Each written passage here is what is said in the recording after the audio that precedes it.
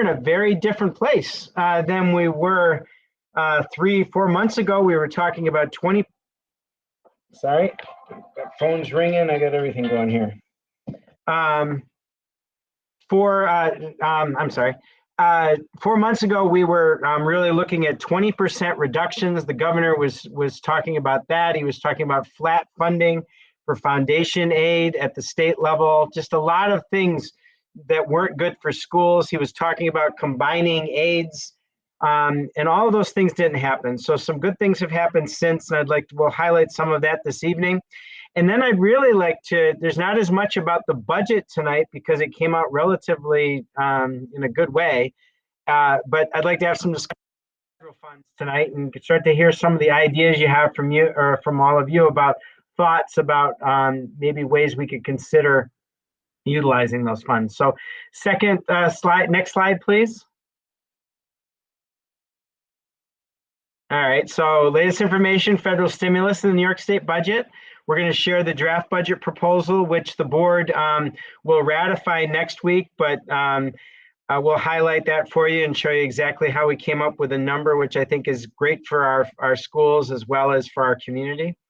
And then our next steps after that. Next slide, please. Just always a reminder of our mission and vision, and every decision we make comes back to these two areas, and budget helps us as we are on the path to achieving both our mission and vision. So next slide, please. I'll go through these relatively quickly. We always remember as we're going to any decision making, our beliefs and our guiding principles. Every one of those is essential and need to be considered in a very balanced way to make sure we provide equitable access and opportunities for all of our students. Next slide, please. Slide always, and this one for me is really about collective commitment. This is our coherence framework here in our district. And when you really look at our strategic coherence plan, if you've had the opportunity to do that or you take the time to do that, you'll find that our strategic coherence plan really provides, it's been very flexible and fluid and is actually very applicable. Even during COVID, we were able to keep our rudder deep, and our plan has helped us and kept us aligned throughout the last year and a half. And we had some very good things happening before COVID hit, aligned with our plan as well. So next slide, please. So our slide just of the strategic intents or the goals associated with our coherence plan, and I won't read those. We've gone through those before at a previous meeting, and they are aligned with our budget parameters. Next slide. These are the budget parameters we shared with you, I believe, at our first meeting that were generated by the Board of Education that we needed to keep in mind as we develop this year's budget. It's got the 6 areas: leadership, literacy, instruction, social emotional developmental health, family engagement, and innovation. So we've kept all of those things in mind and balanced as we've developed this budget. Next slide, please. In each of these slides, and again, I won't highlight them, but they really start to flesh out some of our accomplishments and our priorities at the same time. I think in the first one, in leadership, it's really one of the most important things since I've been here, has been focus on a cost-effective education. And over the past 4 years, we've seen a 4.1 increase in the budget, or $2.9 million. And the tax rate's been an average of 1.24% over the past 4 years. So we've been very cognizant of those things. And 4.1% is not very much. You'll see this year we're going to be increasing over 3%. Remembering that last year we reduced $2,048,000 in anticipation of, without having impact on programming, but in anticipation of that 20% reduction, because that was starting to come out as early as May last year. The governor was starting to talk about that. Next slide, please. These are the same areas: accomplishments, priorities in the areas of instruction, social, emotional, developmental health. I think when you look at instruction, design and deliver a strong instructional program that is responsive to students and teachers' post-pandemic needs. Right there, that's priority. When you hear a little bit about the federal funds later in tonight's discussion, 20% has to be set aside for just, quote, closing the gaps. And so obviously we had already built that in before we even knew exactly what federal funds looked like. We were discussing this back in March prior to, really seeing some of the parameters. And our social, emotional, developmental health, same thing, making sure that we have supports in place. And I shared the other night at the board meeting, I was over at the high school the other day, and a young man was walking down the hallway. He was talking to a teacher. And as I was probably about 10 feet behind, he was expressing that he was very anxious. And his anxiety was, it was his first day being in the high school since the pandemic started. And it was very interesting. And I've run into a number of kids. And what's interesting, the little ones, I ran into 3 kindergartners on their first day a couple of weeks ago for their first day in school. And they were just resilient and just loving life.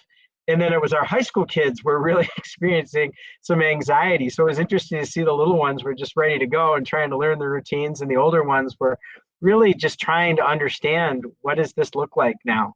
And everything in between. So, but I think we're going to have a range of experiences that kids are coming in with a lot on their minds. And so it's something that I think this social, emotional, developmental health, a strong package in our budget, coupled with our own foundational pieces, coupled with all the supplemental things that we possibly can do utilizing the federal funds, is going to be essential. Next slide.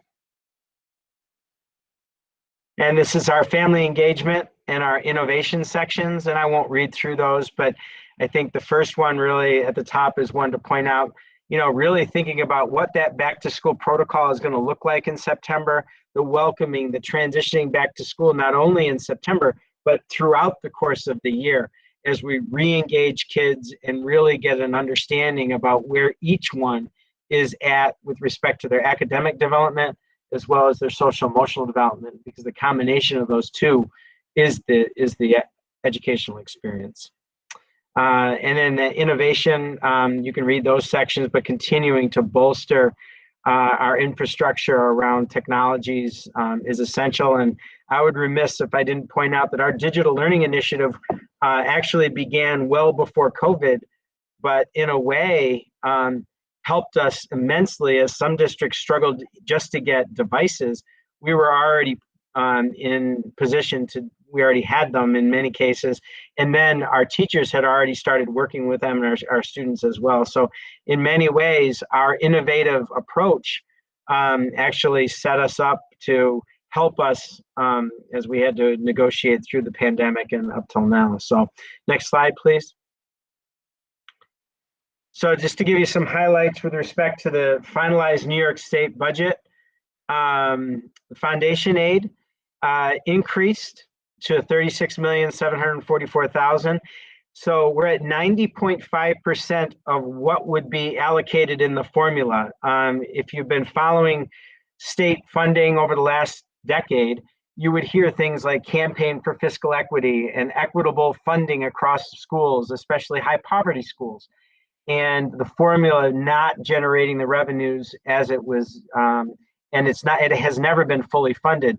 The commitment in this budget is we received an increase of 1.426 million, and we know that if we're fully funded over the next 3 years, so this is year one, over the next 2 years, we would be at 40,599,000, and you can see that's just under 4 million. So that's great news. So I hope that happens and keeps us, that'll give us a nice consistent thing to work, revenues to work with as we really start to think about 3 to 5 years from now.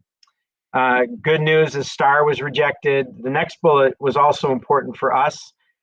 There was discussion, the governor for the last 2 years has tried to combine aids like BOCES aid and transportation aid and textbook aid all together. By doing that, we would have lost a little over $400,000. In the end, the final budget rejected that proposal. Once again, thank you to our political advocates at the state level. They were able to make sure that did not happen, and that placed $375,000 back into our coffers. So that brings up about 1.8 million. And then pre-K is now fully funded. Our forgiveness bill, the next to last bullet, was not accepted once again. So we continue to have that that hanging over our head, if you will. We have not been garnished to this date. That's now going on 4 years. And so I talked to the Assemblyman's office today, and we'll continue on that path because some school districts were forgiven, but it looks like those districts may have been garnished in the past. We have not, so I'm hoping that in the near future we can get this thing resolved. And then 4% cap remains for unappropriated fund balance. That was not changed. There was discussion about going to 6 to 8% at the Assembly and the Senate. That did not happen. So 4%. And in a few minutes, I can show you where we're at as far as ours. We are at 4% in our reserves and our fund balance, which is great news. It's taken about 10 years to build to that. And that's what you want. You want to have maximum reserves and fund balance when you can. So, all right. Next slide, please. I'm going to ask. I'm going to ask a favor, Jerry. Can you continue going on? I'll be very open and honest. My father may be on his deathbed. I'm not sure. I'm getting a lot of texts here at the moment, so I'm going to excuse myself for just a moment. All right. So what you are seeing here is our current proposed budget. It lays everything out from the revenue side. So you can see where we receive funding in state aid per the state budget.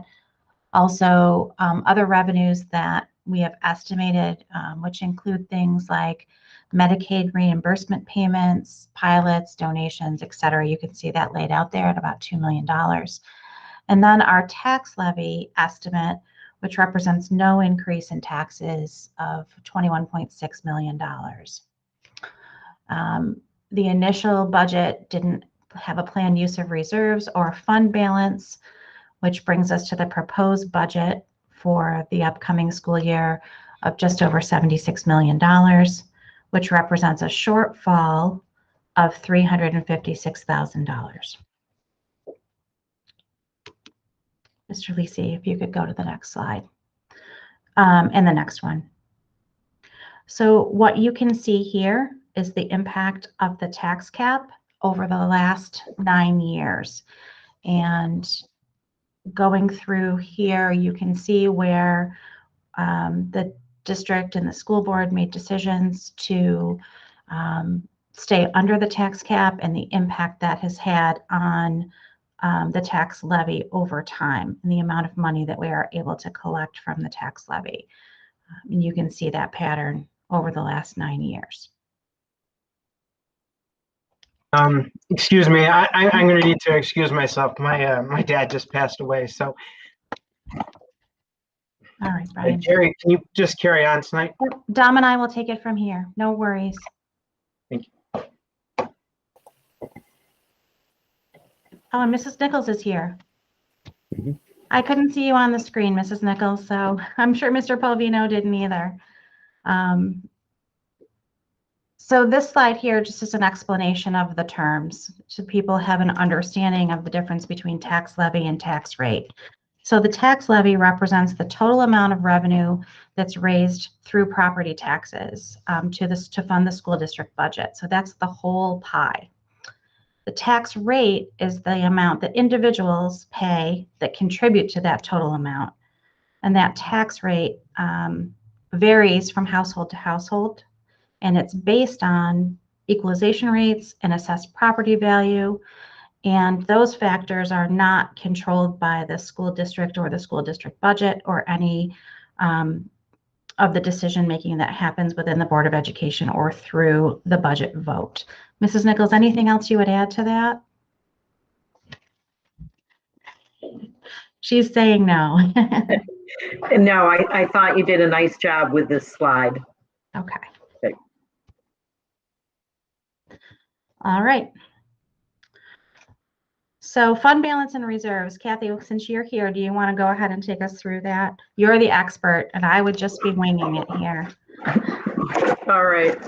Just The top half of this chart shows the past 3 years, and it just shows the makeup of our fund balance. It includes our reserves, our assigned fund balance, which would be our encumbrances at the end of the year, and any dollars that we were going to use to fund the next year's budget.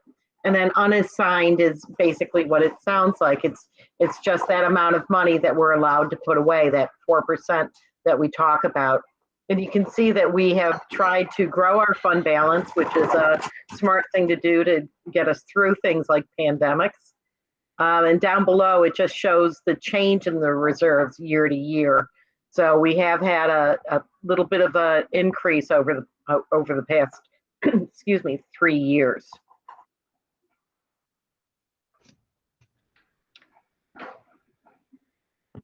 So, John, do you want to go on to the next slide, or just overall, this budget represents a 3.3% increase. That's $2.4 million. It maintains all the programs that we currently have. It includes increases for contractual salaries and benefits, and it also added one special ed teacher in a 12-1-1 class with a teaching assistant also. So that addition is based on an increase in need that is projected for next year for students who have that particular program need that has been defined through the Committee on Special Education.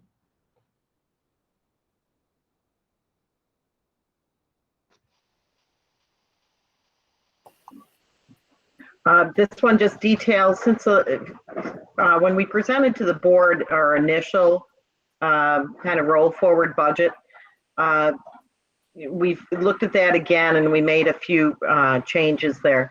We've reduced some of the expenses in technology because we'll be looking to purchase some items through the federal dollars. We were also able to eliminate a position, the teacher of the deaf, and we'll manage to, for the few hours that we need of that service, we'll be able to purchase that elsewhere.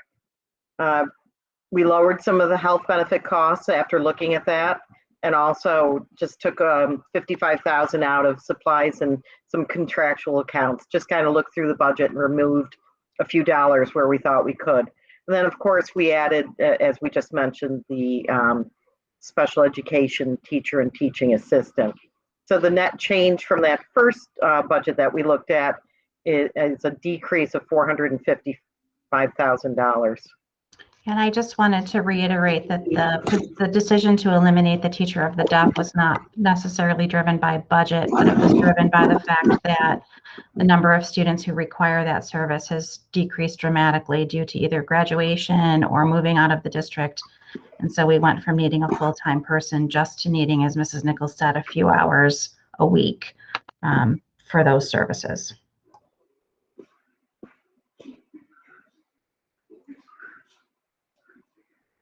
On the earlier slide where Jerry presented the revenues, at the very bottom, it showed that we have a current budget gap of $356,000. On Tuesday's board meeting, the Board of Education indicated that they would like to use reserves to fill that budget gap. So the revenue side of the budget that we have right now just uses this amount of money in reserves, does not show a tax levy increase. And of course, as I'm sure Mr. Palvino mentioned, that the federal monies that we should be receiving cannot be used to fill things like budget gaps. So, next slide, Dom. And this was just a spelling the choices that we had and where the board decided to use reserves.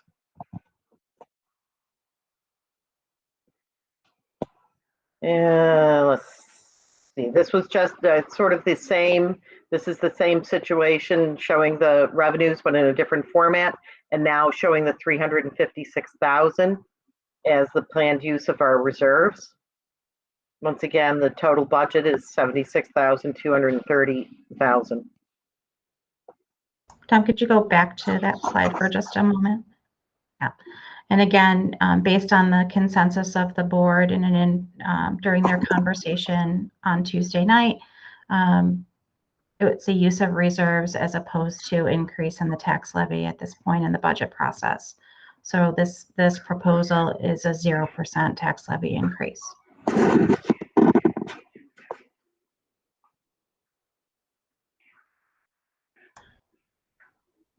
So this brings us to the federal stimulus part of the conversation for tonight. But before we go there, does anyone have any questions for Mrs. Nichols, Mr. Lisi, or myself that we can answer for you about the budget proposal?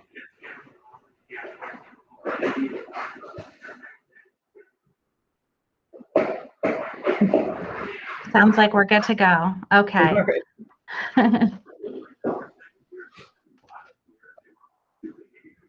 Jerry, did you want me to talk about Yes, this? go right ahead. Go right ahead, Okay. Kathy. I'll chime All in. right. Yeah, the first, the current year we're in, we had received some federal funds and we were allowed to use that to help out with our budget. But now the second round of federal stimulus funds that came out is the CRRSA Act, Corona Response and Relief Supplemental Appropriations. And Fulton is entitled to $4.1 million. As you can see on the dates here, is really they allow us to look back to see expenses that we had due to the pandemic, and then to go forward another year and a half to the end of September 2022. We still don't know exactly what the application process looks like. You know, how we're supposed to ask for the funds and receive the funds, but it is a one-time, like a one-time use. It's you know, they make some suggestions on to use the funds for one-time items that you know, perhaps a program that would only run for 1 year, or whether it's hardware purchases or, you know, updating something in the school. There are a variety of purchases or ideas, and I think, you know, it's daily more information is coming out on this. Next slide, please. And then the second stimulus, or excuse me, the third one is the American Rescue Plan. And this is the, you know, as you can see, the $10.3 million pot of money that Fulton could be entitled to. And this one possibly goes as far as into 2024. Again, waiting for more information on this. And I guess that's kind of the theme right now, is that there's still a lot of unknowns with this. But I believe we'll be starting with you for the budget committee and other members of the school community, and you know, to help us develop what this plan will look like and what's the best use of these funds, because it is a pretty aggressive time period that these funds will be used for. So obviously we want to you know, make the best choices here with this. And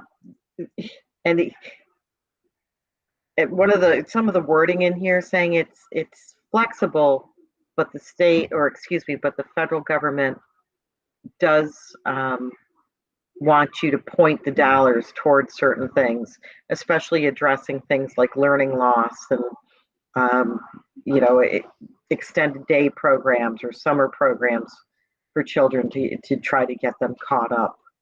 So, Jerry, was there anything you want to add here? You had. No, I can take them through the next slides, which kind of lays out some of the spending, allowable expenditures. Thank you, Kathy. Thanks. So as Kathy alluded to, there are a number of parameters around how this money can be spent. And just as we think about going through the next couple of slides around these parameters, we're going to have a discussion at the end of this to solicit your feedback and input about what you think the priorities need to be within these parameters to help us begin that planning process for how these funds will be allocated. Obviously, we have information about student performance and the needs of the school district, but we really want some community perspective on how to set those priorities for the use of these funds. So the previous slide mentioned that at least 20% of the allocation must be set aside specifically to address learning loss.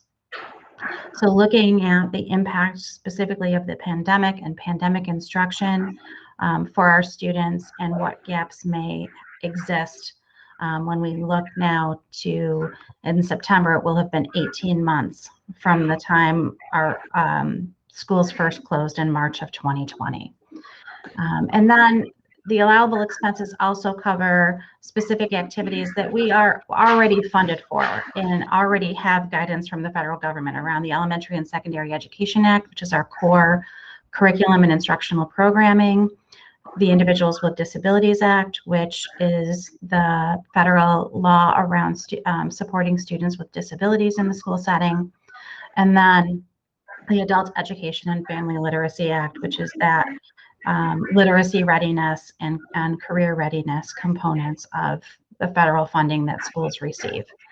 It really also is targeted at specific populations that may have been more greatly impacted by the pandemic and the adjustments to the instructional models and programs, as well as the actual pandemic itself and its health and mental health impacts. So you can see low-income children, students with disabilities, English language learners, racial and ethnic minorities, students experiencing homelessness, and students who are in foster care are those specifically identified populations.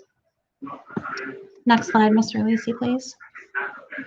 Continuing through these parameters, there are also allowances made to dedicate these funds to improved response to emergency situations like the pandemic, for training our staff on sanitation, reducing the risk of infectious disease spread, and the purchasing of the supplies that would facilitate that process of cleaning and ensuring a safe and healthy physical environment.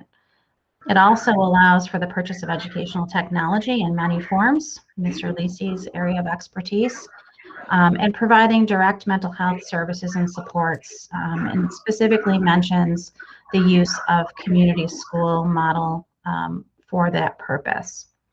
And then finally, the planning and implementing of extended learning programs such as summer programs or supplemental after-school programs to address learning loss. So at this point, we really wanted to break into smaller groups, and I don't know, Mrs. Perry, if you are driving this meeting, I don't think that I can break us into groups, can I? I might be able to. So what we will do is we'll go into breakout rooms and have discussions in small groups for about 10 or 15 minutes or so. We'll set a timer. And if you could please discuss in your group some ideas that you might have about the needs of our students in the district and how those funds can be utilized going forward. Are there any questions about the parameters of those federal funds before we do that? Yes, Mrs. Downing? Well, I just had one question. I was on another meeting and they discussed that you can go back retroactive to March of 2020 to recoup some of the expenses that our district incurred due to COVID. Are we planning to do that? Mrs. Nichols, do you want to address that timeline? Yeah, right now, we haven't planned that far. We don't even know exactly how that is allowed.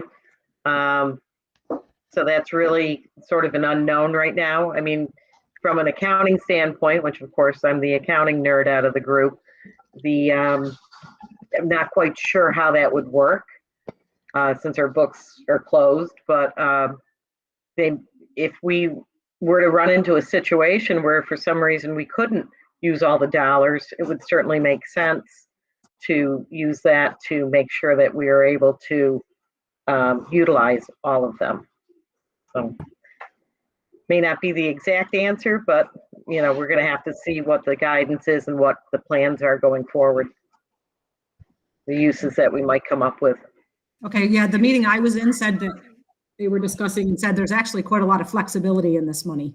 So that's why I was just curious what some of our thoughts are. Mrs. Geithner, can I ask a question to you before we break out? Of course. So you had mentioned that 20% is to address learning loss or gaps in both academic issues and social emotional, and that we do have information on student achievement. But I guess my question is, before we decide how to spend this money and what programs to implement, how are we assessing where students are so we know what their gaps are, both academically, emotionally, and socially? What type of measurements or assessments are we using? That's a great question. So all of our courses have identified essential learning outcomes. And so our teachers are constantly gathering information based on their instruction and student response to the learning that is happening in their classroom. So we have those. We are also giving some of our tests, for example, assessments like the DIBELS at the primary level to give us additional data points, and just ongoing formative assessment that our teachers are using throughout their instructional practices. We also, for the social emotional piece, are using both observational and standardized assessment like the BIMAS. So we've given the BIMAS, which is an assessment of social emotional well-being. We'll be doing that again. There are assessments that occur within our social emotional learning instruction that help, our teachers definitely get a handle on those things. Our student support teams and our principals are very closely monitoring that. So that is how we're forming those. I don't know if our teachers on the call, Mrs. Downing or Mrs. Phillips, have any additional things that they would add to that explanation. I know the students in grades 7 through 12 have just finished taking the STAR assessment. I'm sorry, well, 7 through 11, I guess the 12th graders. It's a moot point with them. So we just finished, actually they'll be done this Friday with the STAR. I know that's another measure. Yeah. So we're continuing with those, ongoing monitoring of learning against those essential learning outcomes that have been identified. I have a question. I don't know if it's a question or a comment, and Jerry will know that I asked a similar question at our admin meeting yesterday in terms of sustainability and how we use our funds. And so in that second to last slide, it talked about providing support, mental health support, or community and perhaps through community schools. If we're not, I'm having a hard time wrapping my head around not adding whatever, I guess whatever it is that we do to support the social emotional or any way to close our gaps. I guess we need to be very calculated in how and what that looks like, because I just fear that we're going to get the rug pulled out from underneath us and not be able to sustain that in our budget. Right. I guess not even sure the question I'm asking. It's really just a concern that I have. So that really has to be an integral part of our planning, and we've been talking about that as a team. As this information has been coming in, we're just getting, our minds wrapped around the parameters of this funding. But that has to be, the planning for the use of this has to be very long-term in its nature, so that we can, if we are adding services or supports or programs, if we're adding maybe community-based partnerships, or if we're adding positions, that has to be looked at over multiple years beyond when the funding ends, to ensure that what we put in place can continue to, we can continue to support it within the means that we have. And that's the concern I have. And it's just years of, here's money for you, and then, you can't sustain it in your budget. So it's just, it's a fear that I have. I'm really trying to figure out ways in which to help and be safe and secure about it. And I think part of what we have to do and what we've been talking about is really defining what are the needs. And then what are some creative ways to meet those needs? And I think the other thing is, are we looking at any of these programs to be long-term and continue once the funding is ending? Or are we looking at short-term fixes to get students where they need to be? And maybe we wouldn't need as much intensive programs or services once the funding is exhausted. Yeah, I think that there may be some of both of those things, right, as we're looking at and assessing those needs. Mrs. Cooper. Mrs. Gardner, on that point of social emotional learning, are we looking to facilitate this to all students or specialize it to students who just are really in need of extra social emotional support? We may have many children who don't need that type of support. Well, when we look at it, we know that all of our students need the Tier 1 core content in social emotional learning. So there is a social emotional need for every student, like mastery of those social emotional learning benchmarks. But then there are students who are going to need more intensive, small group, individualized. And so we're looking at that through that multi-tiered system of support approach, where what does everybody need to have in order to have those foundational skills and competencies? And then who are the students who need a little bit more, and who are the students who need wraparound support in that regard? So again, it's basing those decisions on the data that we collect, the knowledge of our students from our teachers and student support staff and administrators at the building level to identify them.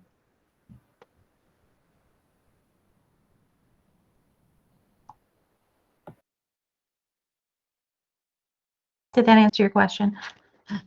Okay. Are there any more questions before we take some time for some small group discussion? Can you just remind us what the discussion is supposed to be in small group now? Absolutely, I can. Listen, Jerry, isn't this a small enough group and we can say we just had our small group discussion? You know, there are 14 of us here. I don't think it's necessary, you know, I'll defer to the will of the group. If you want to have this conversation as a whole group and people feel comfortable talking and sharing their thoughts, we don't have to break out. But what would you like to do as a group?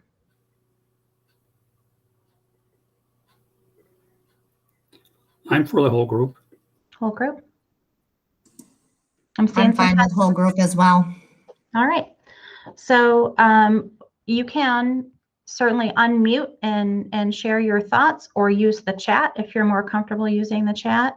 But our task is really to share some ideas, things you may know about, have heard about, or think that we need, and then put those in some order of priority. So that's our task for the remainder of our meeting tonight.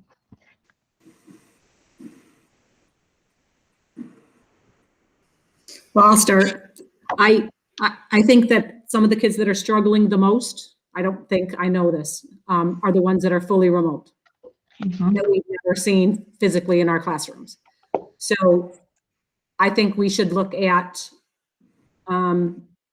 whatever it's going to take to make those students feel comfortable, to get them back in person with a teacher. Whether that means we spend some of these federal funds on creating, you know, the barriers that some kids need to feel comfortable so that they can be physically in a room with teachers. You know, whether that means using funds to pay staff to work small group with those kids, you know, at a later, after the other kids have been released, or in the summer or something. But that group of kids who we never ever see physically in our classrooms, that honestly, some of us don't even know them if we saw them in Walmart, because they never turn their cameras on. They could say, "Hi, Mrs. Downing," and I could say, "I don't know who you are. I've never seen your face." Those kids are the ones that are most at risk. And really, those are the kids we really got to figure out, is there a way we can help them and their families get comfortable enough to come back to school so we can help bridge the gaps that they have. Thank you. I didn't know if there was any thought to doing like a short term of like summer kind of programs for a year or two just to help accelerate those kids? Because over the summer, you can have the smaller groups, maybe reintroduce kids back into the school, have that be an idea. Yes, thank you. And I'm taking notes from what you're saying, so I appreciate those thoughts, and I will make sure that they get to Mr. Palvino as well as we're planning this. Mrs. Steffendorf, did you have something? I did. I was just thinking that, we have some kids that haven't even been in the school. Like you've got some kindergarten students that might be fully remote. So they're coming in maybe as a first grader and they've never stepped foot in their elementary school. We may have some students that are sophomores in the fall, but they've been completely remote their freshman year. So they've never stepped foot in the high school. So I think we have to take into account that these kids, it might be their second year in the school, but it's really their first year because they have not been in the school. So we need to expect that they're going to feel lost and confused and not connected to the school. Absolutely. Before we even got any guidance on what the federal stimulus dollars would be or what we could do with them, we actually wrote a grant as a district for a summer program just like that, with those kids in mind, for the early elementary students, to create that readiness for school, both from the literacy and math perspective, but also from that just socialization, social emotional learning, but also socialization. How do you get used to routines, and how do you know who the helping people are, and all of those school readiness skills that are important that they may not have had as much exposure to if learning remotely. Mrs. Geithner, is there a way, you're going to shoot me, but to ask, and I'm going to defer to you guys, our teachers, our administrators are the experts in this, but things like a summer program, is there a way to maybe survey our community and our parents, if that's something they would be comfortable doing, or survey the community to see what they would like to see for these measures and these funds, what their input is? Obviously, our teachers and our educators are going to be our experts, but I don't want to see you guys do all that work if the community isn't going to be sending these children to summer school. Yeah, we would definitely need to assess who would be willing to participate in any programs that we had in mind. Absolutely. Yeah, and that is part of the requirement to have public input into these plans. Okay, great.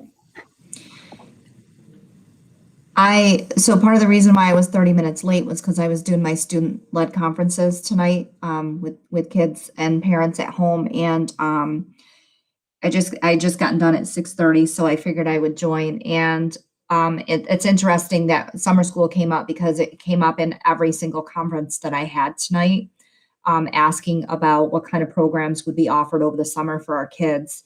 And I teach sixth grade, so I've been doing a hybrid model all year, kids at home, kids in school. And so these aren't kids that haven't been in school all year, but they've done the hybrid model, and a lot of those parents are inquiring about that. I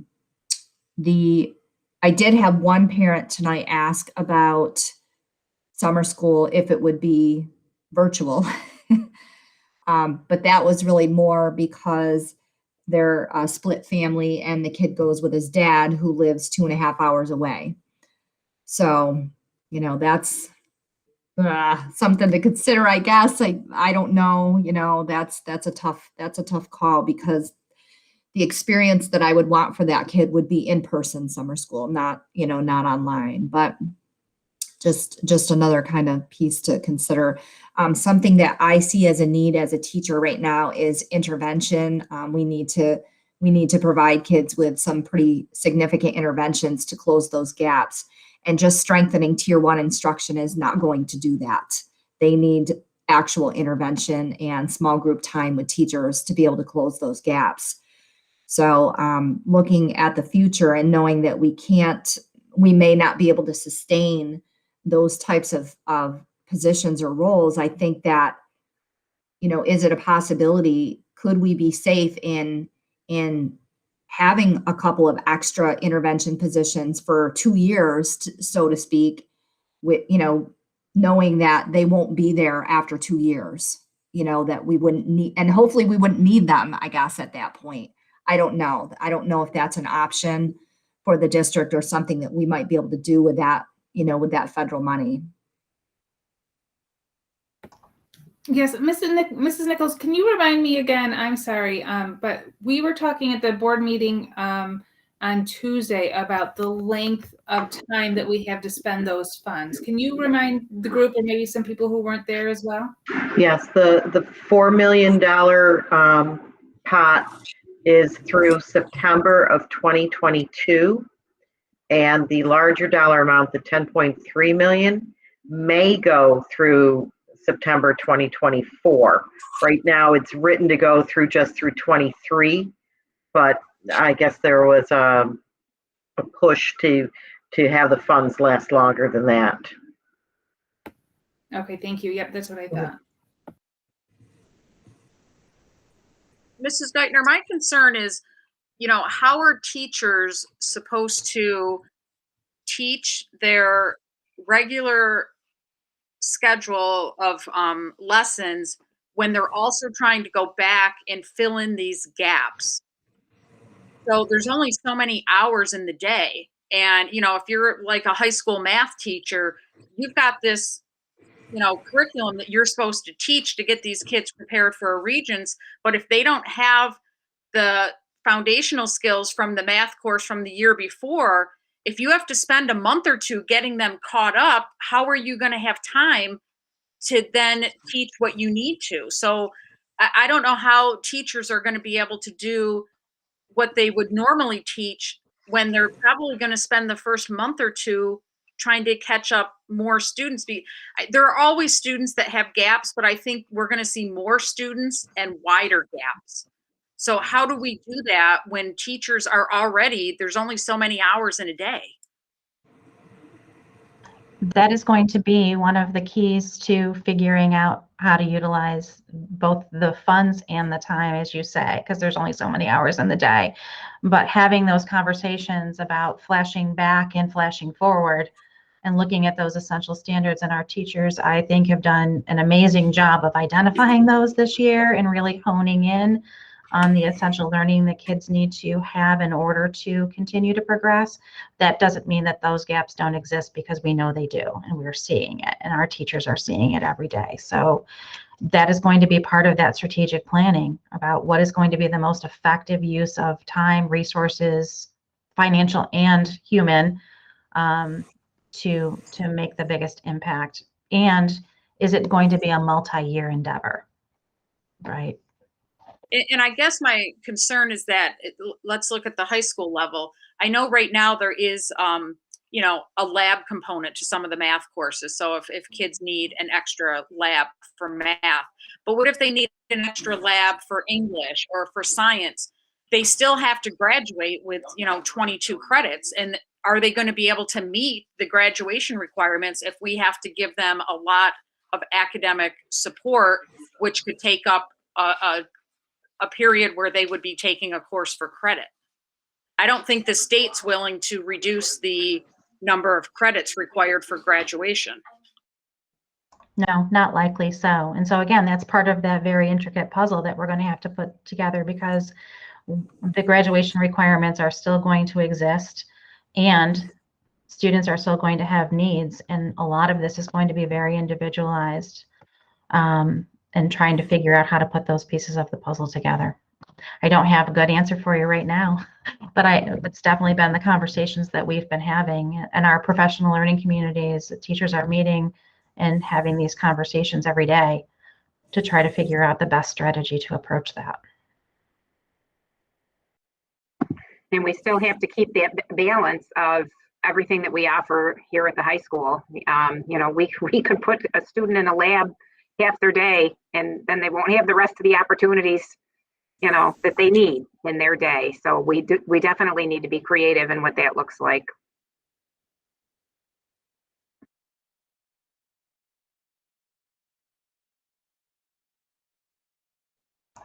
Were there any more thoughts, suggestions, priorities that you would like us to consider as we move forward with planning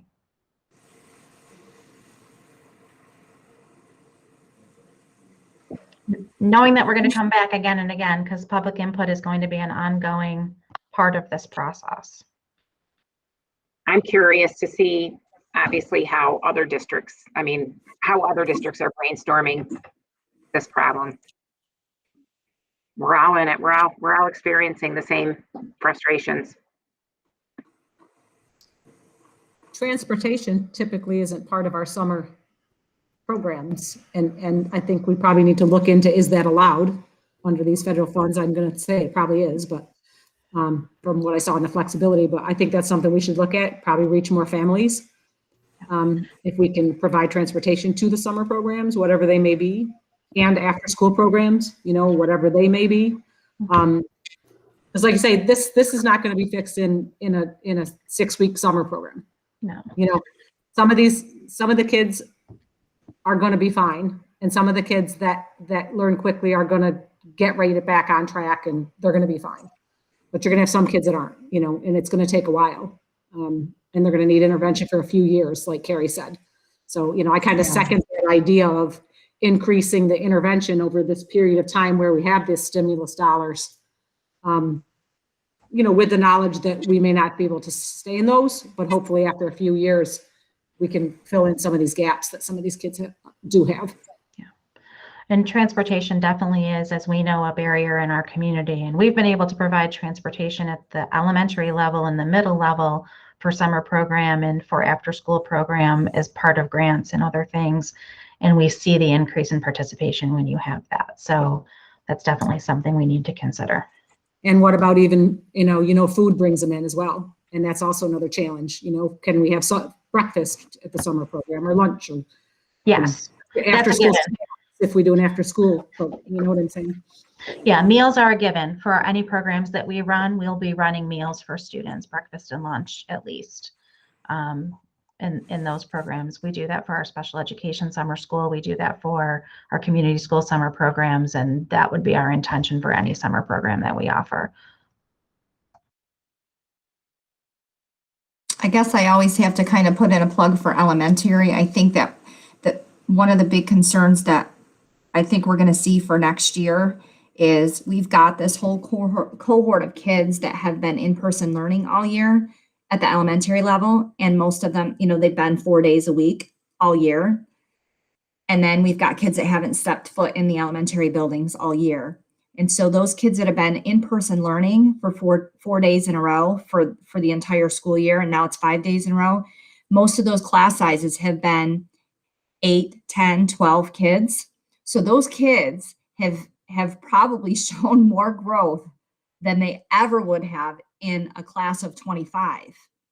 And so next year, when we look at these kids, I think you're going to see a marked difference between those two cohort of kids now in terms of their learning gap. So again, I can't say enough to that intervention role and how are we going to do that? How are we going to manage that and kind of inject those kids that have been at home all year with what they didn't get being at home, because there is no substitute for in-person learning, in my opinion.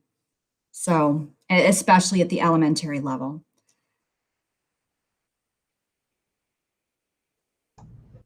Thank you. All right. Are there any additional thoughts?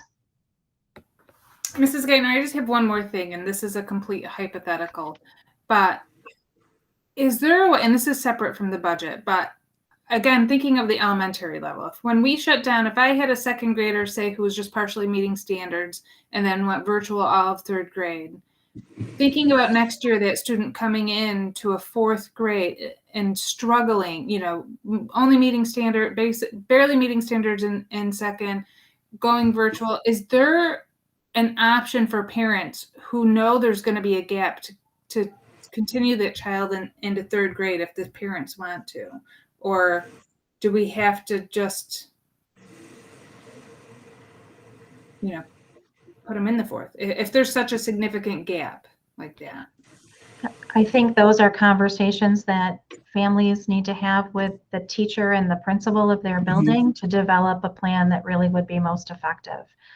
Certainly we want kids to have what they need, but we also know some of the negative impacts of those retentions.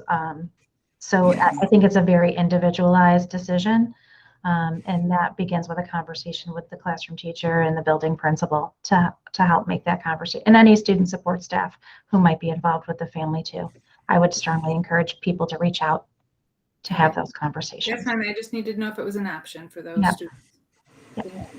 Can I piggyback on what Fallon just said? Because you just made me think of something, Fallon. Again, if you're just looking at this as a short-term thing, so it's kind of combining what Carrie just said and with what you just said. If you're looking at this as maybe just a couple year short-term in these federal stimulus funds we have for a couple years. I know at the high school we used to run this program. It wasn't the greatest, but 8.5. I mean, is there any way that you could run like, you know, a grade 3.5 that's a small group of kids that's intensive intervention in, you know, make sure it's in reading, writing, math, what they need to get so that, you know, it's like they could still make it to 5th grade and their gap wouldn't be as large as it would have been. Yeah, we used to have pre-first. We used to have pre-first. Yeah, I was just thinking about that, you know, like at each grade level, could there be, I don't know. Well, and see, that's where I'm having I agree. We need to, you know, I definitely agree. And that's where I'm having a hard time because let's face it, it requires additional staff. It requires additional staff. So we can't put people out on the street a couple of years from now. You know, I know people retire every year. So, you know, do we hire? It really depends. I guess it depends on how we hire people. And that has to be part of that strategic long-term look. Do we Yeah. anticipate that there would be openings in 2 or 3 or 5 years? And the people that we hire as these additional interventionists might be appropriate for, you know, sustaining through those positions and attrition. It's a long-term planning look, and I don't think we have specific answers about that, but that's part of that conversation we have to have about will that work. And Jerry, something else I think this is a no-brainer to put on our list is parent community, you know, night sessions, forums, you know, how to teach the parent what we're doing, or not teach, sometimes that's condescending, but how to inform parents of what's happening in our schools.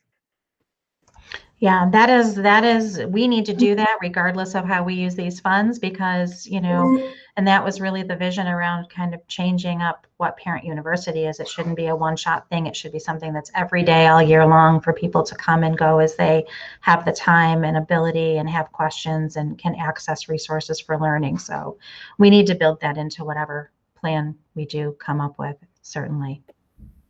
Yeah, I can't agree more. This is my parent hat and not my board hat, but I've said numerous times, you guys have to spoon feed me the information. I'm a single mom. I got 3 boys. I work. I'm on the board. I've got a million things going on.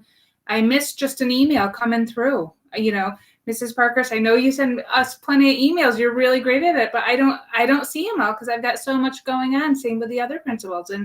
And I'm an active parent, but I need that communication spoon-fed to me on Facebook, blast. I need those telephone calls. I need it as a busy mom. So as a parent, over-communicate.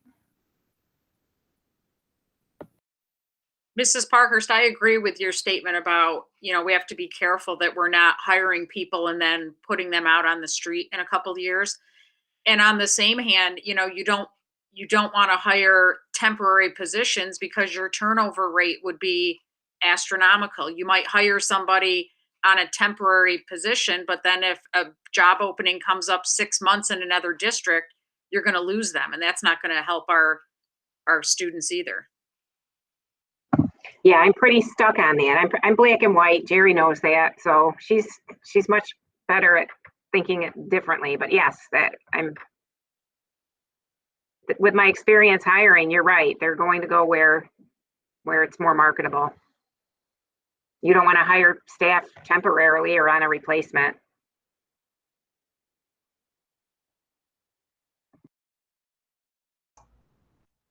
We have gotten a wealth of ideas from this conversation. Are there any additional questions, comments, suggestions for us as we continue forward on this process.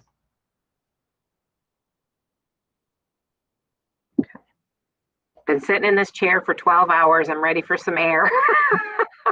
I started right next to you. I'm going to finish right next to you, Mrs. Parker. At one That's how point, the day goes. Penny peeked in and said, "Are you ever coming out?" Yes. Well, we really do appreciate your participation. This committee will provide us some valuable thought as we move forward in the process. Again, we'll continue to come back.